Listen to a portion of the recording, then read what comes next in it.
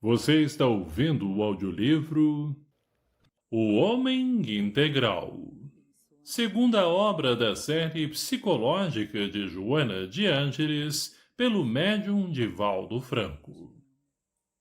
3.3 Religião e religiosidade. No caleidoscópio do comportamento humano há, quase sempre, uma grande preocupação por mais parecer do que ser, dando origem aos homens espelhos, aqueles que, não tendo identidade própria, refletem os modismos, as imposições, as opiniões alheias. Eles se tornam o que agrada às pessoas com quem convivem, o ambiente que no seu comportamento neurótico se instala. Adota-se uma fórmula religiosa sem que se viva de forma equânime dentro dos cânones da religião.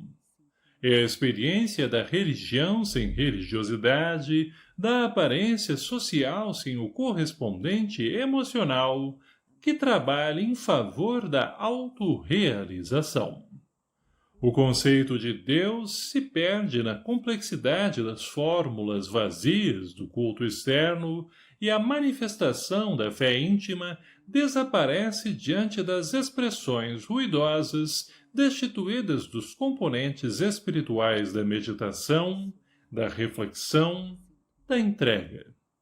Disso resulta uma vida esvaziada de esperança, sem convicção de profundidade, sem madureza espiritual. A religião se destina ao conforto moral e à preservação dos valores espirituais do homem, demitizando a morte e abrindo-lhe as portas aparentemente indevassáveis à percepção humana. Desvelar os segredos da vida de ultratumba, demonstrar-lhe o prosseguimento das aspirações e valores humanos, ora noutra dimensão, dentro da mesma realidade da vida, é a finalidade principal da religião.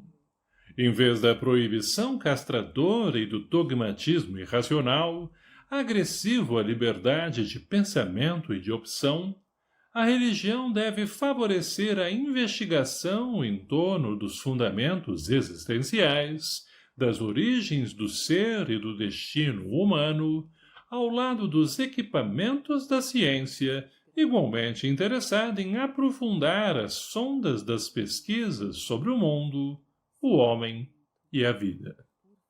A fim de que esse objetivo seja alcançado, faz-se indispensável a coragem de romper com a tradição, rebelar-se contra a mãe religião, libertando-se das fórmulas para encontrar a forma da mais perfeita identificação com a própria consciência geradora de paz. Tornar-se autêntico é uma decisão definidora que precede a resolução de crescer para dar-se. O desafio consiste na coragem da análise de conteúdo da religião, assim como da lógica, da racionalidade das suas teses e propostas. Somente desta forma haverá um relacionamento criativo entre o crente e a fé, a religiosidade emocional e a religião. Essa busca preserva a liberdade íntima do homem perante a vida, facultando-lhe um incessante crescimento que lhe dará a capacidade para distinguir o em que acredita e por que em tal crê, sustentando as próprias forças na imensa satisfação dos seus descobrimentos e nas possibilidades que lhe surgem de ampliar essas conquistas. Já não se torna, então, importante a religião formal e circunspecta, fechada e sombria, mas a religiosidade interior que aproxima o indivíduo de Deus em toda a sua plenitude. No homem, no animal, no vegetal, em a natureza, nas formas viventes ou não, através de um interrelacionamento integrador que o planifica e o liberta da ansiedade, da solidão, do medo. As suas aspirações não se fazem atormentadoras. Não mais surge a solidão como abandono e desamor, e dilui-se o medo ante uma religiosidade que impregna a vida com esperança, alegria e fé. O germe divino cresce no interior do homem e expande-se, permitindo que se compreenda o conceito paulino que ele já não vivia, mas o Cristo nele vivia. A personalidade conflitante no jogo dos interesses da sociedade cede lugar à individualidade eterna e tranquila, não mais em disputa primária de ambições e sim em realizações nas quais se movimenta. Os outros camuflam a sua realidade e vivem conforme os padrões, às vezes detestados, que lhes são apresentados ou impostos pela sua sociedade. O grupo social, porém, rejeita-os por sabê-los inautênticos, no entanto, os aplaude, porque eles não incomodam os seus membros, fazendo-os mesmistas, iguais, despersonalizados, desestruturados. Por falta de uma consciência objetiva, conhecimento dos seus valores pessoais, controle das várias funções do seu organismo físico e emocional, definição positiva de atitudes perante a vida, não têm a coragem ética de ser autênticos, padecendo conflitos a respeito do senso de responsabilidade e de liberdade, característico do amadurecimento, que se poderá denominar como uma virtude de longo curso. Não se trata da coragem de arrostar consequências pela própria temeridade, mas do valor para enfrentar-se a si mesmo, gerando um relacionamento saudável com as demais pessoas, repetindo com entusiasmo a experiência mal-sucedida, sem ataduras de remorso ou lamentação pelo fracasso. É saber retirar do insucesso os resultados positivos que se podem transformar em alavancas para futuros empreendimentos, nos quais a decisão de insistir e realizar assumem altos níveis éticos, que se tornam desafios no curso do processo evolutivo. Para que o ânimo robusto possa conduzir as lutas exteriores, faz-se necessária a autoconquista, que torna o indivíduo justo, equilibrado, sem a característica ansiedade neurótica reveladora do medo do futuro, da solidão, das dificuldades que surgem. É preciso que o homem se arrisque, se aventure, mesmo que esta decisão o faça ansioso quanto ao seu desempenho, aos resultados. Ninguém pode superar a ansiedade natural que faz parte da realidade humana, desde que não extrapole os limites, passando a conflito neurótico. Por atavismo ancestral, o homem nasce vinculado a uma crença religiosa cujas raízes se fixam no comportamento dos primitivos habitantes da Terra. Do medo decorrente das forças desorganizadas das eras primeiras da vida, surgiram as diferentes formas de apaziguar a fúria dos seus responsáveis, mediante os cultos que se transformariam em religiões, com as suas variadas cerimônias, cada vez mais complexas e sofisticadas.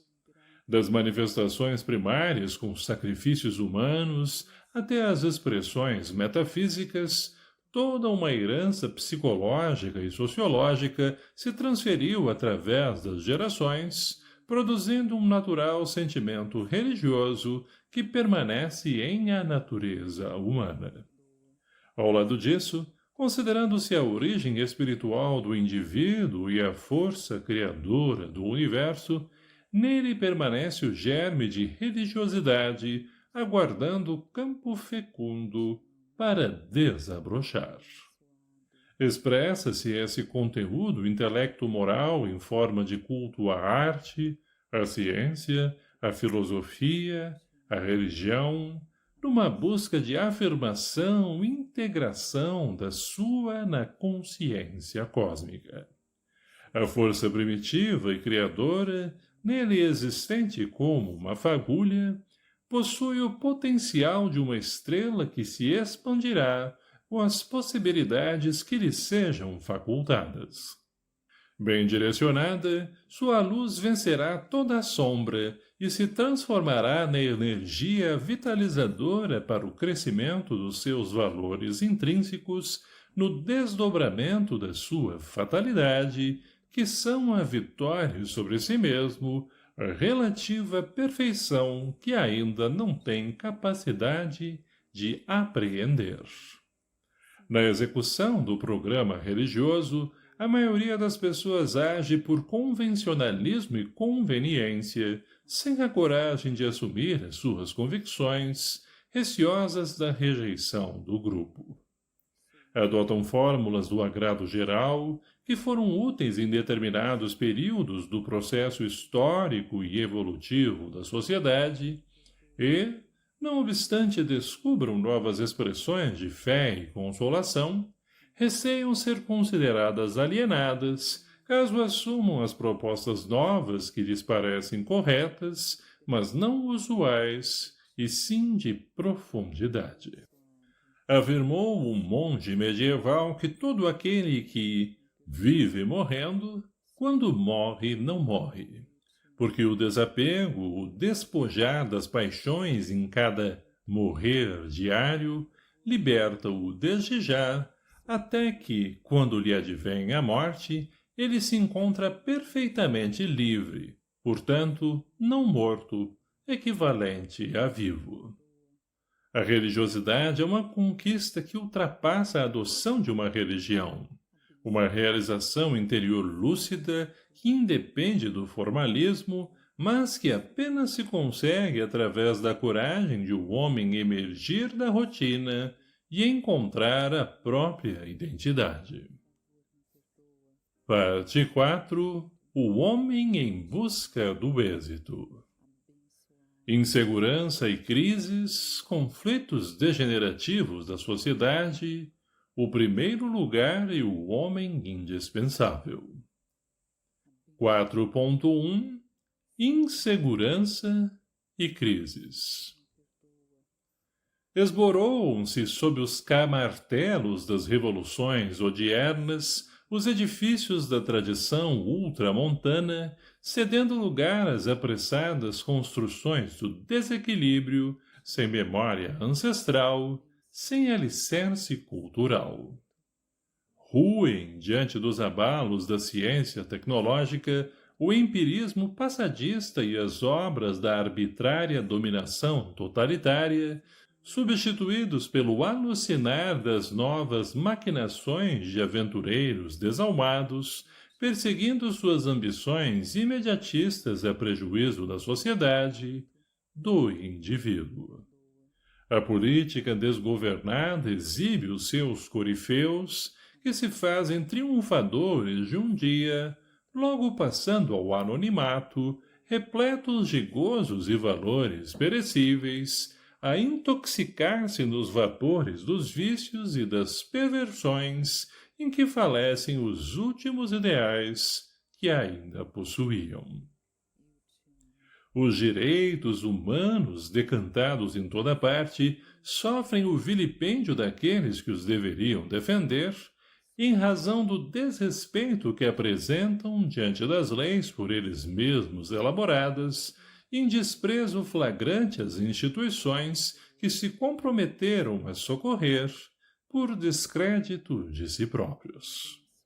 A anarquia substitui a ordem e as transformações sociais apressadas não têm tempo de ser assimiladas, porque substituídas pelos modismos que se multiplicam em velocidade ciclópica. Velhos dogmas, nascidos e cultivados no caldo da ignorância, são esquecidos e nascem as ideias liberais revolucionárias que instigam o homem fraco contra o seu irmão mais forte, gerando ódios quando deveriam amansar o lobo ameaçador, a fim de que, pacificado, pudesse beber na mesma fonte com o cordeiro sedento, que lhe receberia proteção dignificadora. As circunstâncias externas do interrelacionamento das criaturas, fenômeno consequente ao desequilíbrio do indivíduo, engendram no contexto odierno a insegurança que fomenta as crises. Sucedem-se desse modo as crises de autoridade, de respeito, de honradez, de valores ético-morais, e a desumanização da criatura assoma nos painéis do comportamento, insensibilizando-a pelo amolentamento emocional ou exacerbação, na volúpia do prazer e da violência, conduzidos pelas ambições desmedidas. As crises respondem pela desconfiança das pessoas, umas em relação às outras, pelo rearmamento belicoso de uns indivíduos contra os outros, pela agressividade automática e atrevida. A queda do respeito que todos se devem, respeito este sem castração nem temor, estimula a indisciplina que começa na educação das gerações novas, relegadas a plano secundário, em que se cuidam de oferecer coisas, em mecanismos sórdidos de chantagem emocional, evitando-se dar amor, presença, companheirismo e orientação saudável. A crise de autoridade responde pela corrupção em todas as áreas, sob a cobertura daqueles que deveriam zelar pelos bens públicos e administrá-los em favor da comunidade, pois que, para tal, se candidataram aos postos de comando, sendo remunerados pelos contribuintes para este fim. Como efeito, os maus exemplos favorecem a desonestidade, discreta e pública, dos membros esfacelados do organismo social enfermo, preparando os bolsões de miséria econômica, moral, com todos os ingredientes para a rebelião criminosa, o assalto à mão armada, o apropriamento indébito dos bens alheios, a insegurança geral. O que se nega em compromisso de direito é tomado em mancomunação da força com o ódio. Mesmo os valores espirituais do homem se apresentam em crise de pastores e amigos capazes de exercerem o ministério da fé religiosa com serenidade, sem separativismo, com amor, sem discórdia na grei, com fraternidade, sem disputas da primazia, sem estrelismo.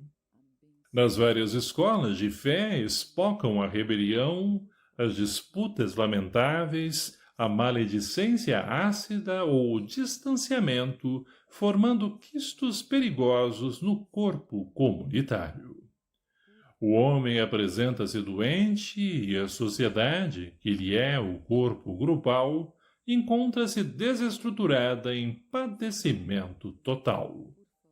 As crises gerais que procedem da insegurança individual são, por sua vez, responsáveis por mais altas e expressivas somas de desconforto, insatisfação, instabilidade emocional do homem, formando um círculo vicioso que se repete, sem aparente possibilidade de arrebentar as cadeias fortes que o constituem. Vitimado por sucessivos choques desde o momento do parto, quando o ser é expulso do claustro materno, onde se encontrava em segurança, este enfrenta, desequipado, inumeráveis desafios que não logra superar. Chegando à idade adulta, eiro receoso, desestruturado para enfrentar a maquinaria insensível dos dias contemporâneos, em que a eletrônica e a robótica são conduzidas, porém, avançam tomando o controle da situação e, lentamente, reduzindo-o a observador das respostas e imposições digitadas, apertando ou desligando controles e submetendo seus resultados pré-estabelecidos, sem emoção, sem participação pessoal, nos dados recolhidos. Noutras circunstâncias ou em estado fetal, experimenta os choques geradores de insegurança no comportamento da gestante revoltada diante da maternidade não desejada e até mesmo odiada. O jogo de reações nervosas, as vibrações deletérias da revolta contra o ser em formação, atingem-lhe os delicados mecanismos psíquicos, desarmonizando os núcleos geradores do futuro equilíbrio sob as chuvas de raios destruidores que os afetam irreversivelmente. O que o amor poderia realizar posteriormente e a educação lograr em forma de psicoterapia ficam à margem, sob os cuidados de pessoas remuneradas, sem envolvimento emocional ou interesse pessoal, produzindo marcas profundas de abandono e solidão, que ressurgirão como traumas danosos no desenvolvimento da personalidade. A par dos fatores sociomesológicos, outras razões são preponderantes na área do comportamento inseguro, que são aquelas que procedem das reencarnações anteriores, malogradas ou assinaladas pelos golpes violentos que foram aplicados pelo espírito em desconcerto moral, ou que os padeceu nas rudes pugnas existenciais. Assinalando com rigor a manifestação da afetividade tranquila ou desconfiada, aquelas impressões são arquivadas no inconsciente profundo, graças aos mecanismos sutis do perispírito. O homem é um ser inacabado, que a atual existência deverá colaborar para o aperfeiçoamento a que se encontra destinado. Faltando-lhe os recursos favoráveis ao ajustamento, torna-se uma peça mal colocada ou inadaptada na complexidade da vida social, somando a sua à insegurança dos outros membros, assim favorecendo as crises individuais e coletivas. Por desinformação ou fruto de um contexto imediatista consumista, elaborou-se a tese de que a segurança pessoal é o resultado do ter, que se manifesta pelo poder e recebe a resposta na forma de parecer. Todos os mecanismos responsáveis pelo homem e sua sobrevivência se estribam nessas propostas falsas, formando uma sociedade de forma, sem profundidade, de apresentação, sem estrutura psicológica, nem equilíbrio moral. Trabalhando somente o exterior, relega-se a plano secundário ou a nenhum o sentido ético do ser humano, da sua realidade intrínseca, das suas possibilidades futuras, jacentes nele mesmo. O homem deve ser educado para conviver consigo próprio, com a sua solidão, com os seus momentâneos limites e ansiedades, administrando-os em proveito pessoal, de modo a poder compartilhar emoções e reparti-las, distribuir conquistas, ceder espaços, quando convidado à participação em outras vidas, ou pessoas outras vierem envolver-se na sua área emocional. Desacostumado à convivência psíquica consciente com os seus problemas, mascara-se com as fantasias da aparência e da posse, fracassando nos momentos em que se deve enfrentar, refletido em outrem que o observa com os mesmos conflitos e inseguranças. As uniões fraternais então se desarticulam, as afetivas se convertem em guerras surdas, o matrimônio naufraga, o relacionamento social sucumbe disfarçado nos encontros da balbúrdia, da extravagância, dos exageros alcoólicos, tóxicos, orgíacos, em mecanismos de fuga da realidade de cada um.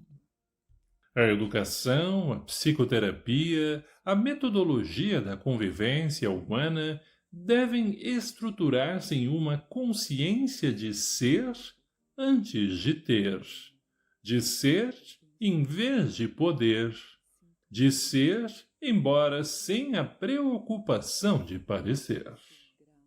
Os valores externos são incapazes de resolver as crises internas, aliás, não poucas vezes, desencadeando-as.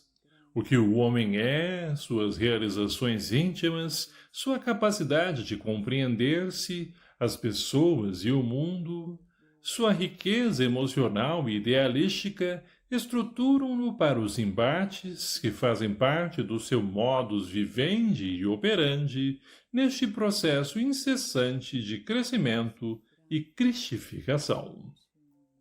A coragem para os enfrentamentos, sem violência ou recuos, capacita-o para os logros transformadores do ambiente social, que deslocará para o passado a ocorrência das crises de comportamento, iniciando-se a era de construção ideal e de reconstrução ética, jamais vivida antes na sua legitimidade.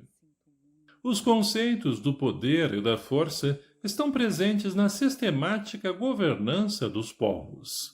Sempre os militares governaram mais do que os filósofos, e o poder sempre esteve por mais tempo nas mãos dos violentos do que na sabedoria dos pacíficos, gerando as guerras exteriores, porque os seus apaniguados viviam em constantes guerras íntimas, inseguros, aguardando a traição dos fracos que bajuladores os rodeavam e a audácia dos mais fortes que lhes ambicionavam o poderio, terminando, quase todos, vítimas das suas nefastas urdiduras.